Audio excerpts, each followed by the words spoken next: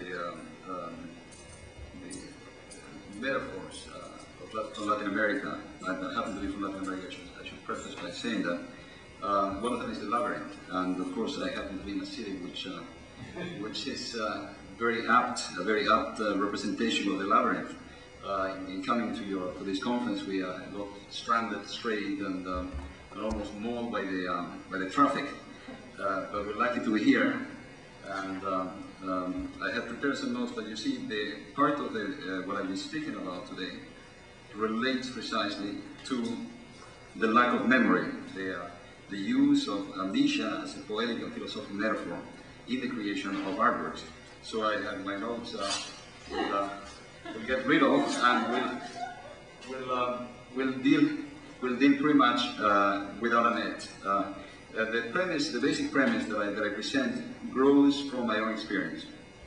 I happen to be from a land which is very scattered in its vestiges from the past.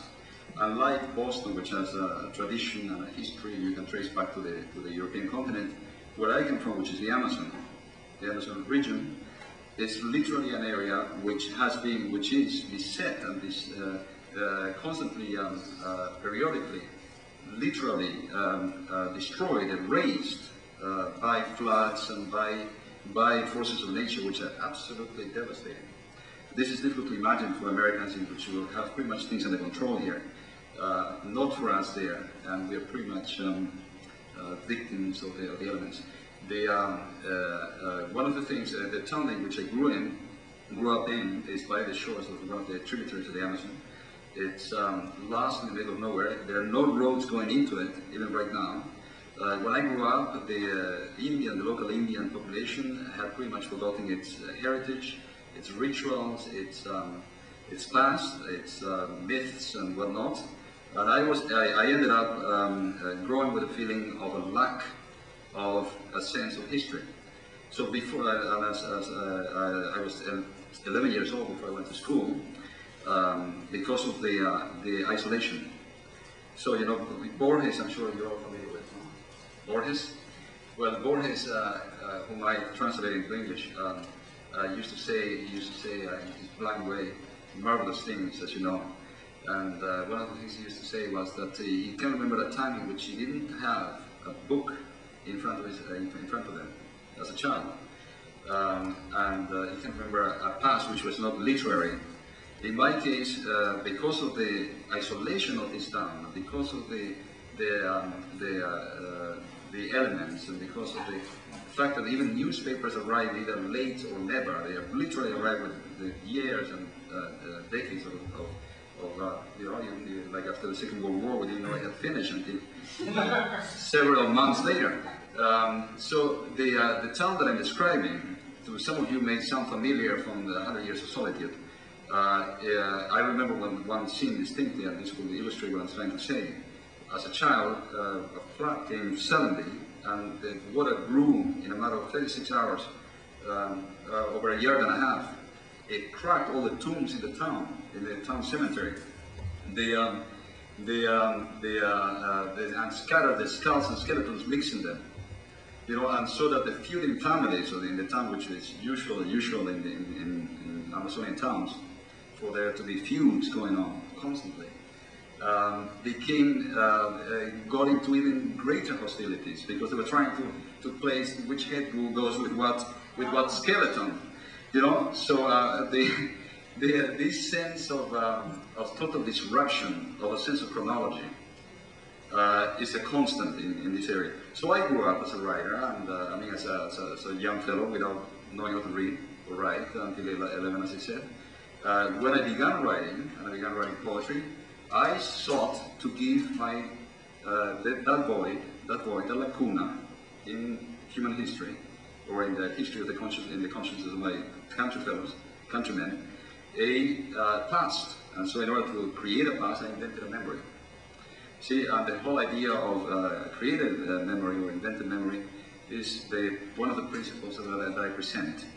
I created a group of scribes, people who were the Xerox machines of the 16th century in Latin America, who will go along with the chroniclers.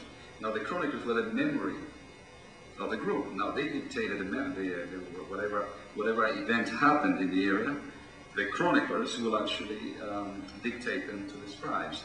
Now the scribes will write them down, and this will work just fine, except that the chronicler took off on a trip to Spain, got stranded in the Caribbean Sea, he got shipwrecked, and he managed to swim to one of the islands, only to be taken prisoner by a group of Caribbean Indians, and then later on by some British pirates who attacked the island looking for booty.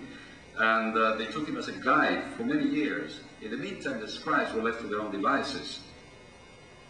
And not knowing what to copy, not knowing what to write, they began to invent little pastimes, which we all do, right?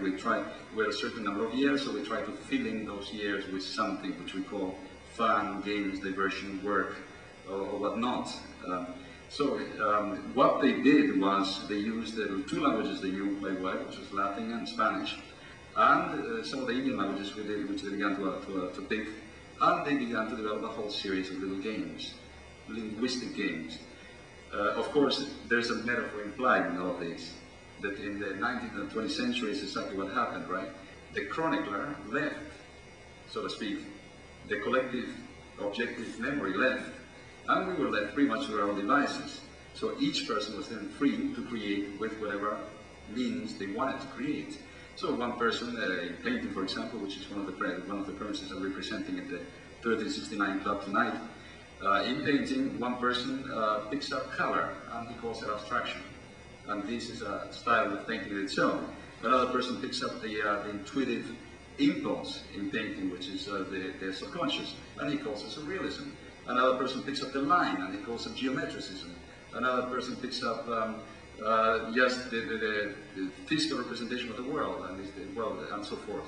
Each one of them picks up an element which, in the old days, used to represent a whole. You know, so in any case, the little town that I presented, it was presented as a real document. This is one of the 22 books.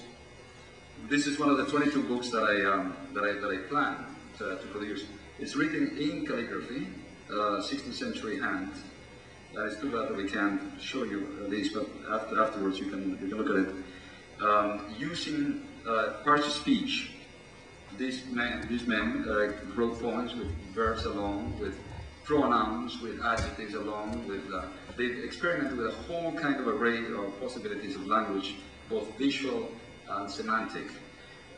This is not new, obviously. This is a tradition which extends all the way to Simonides of Chios.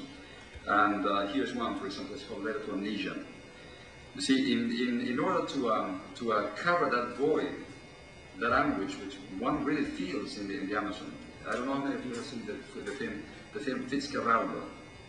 Fitzcarraldo, or the other one, Israel, the Wrath of God.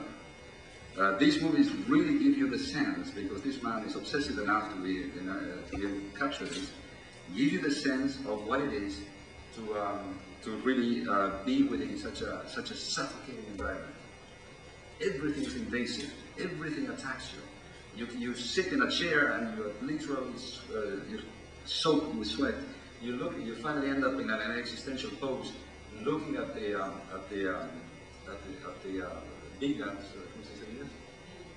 beams on the buildings, and contemplating literally your existence on the cracks of the ceiling.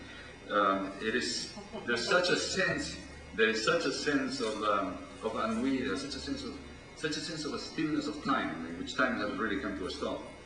And hence, it is natural for a person such as myself, coming from there, to fall into a metaphor, namely amnesia, to represent a state of being.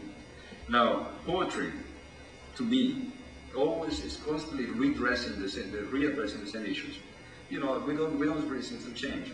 We're changing garb a little bit here and there. But the Romans, if we read the Romans, if we read the Chinese, they all had pretty much the same concerns as we did. They fought, they made love, they loved each other, they hated each other, they had existential anguish, they were pretty much the same things.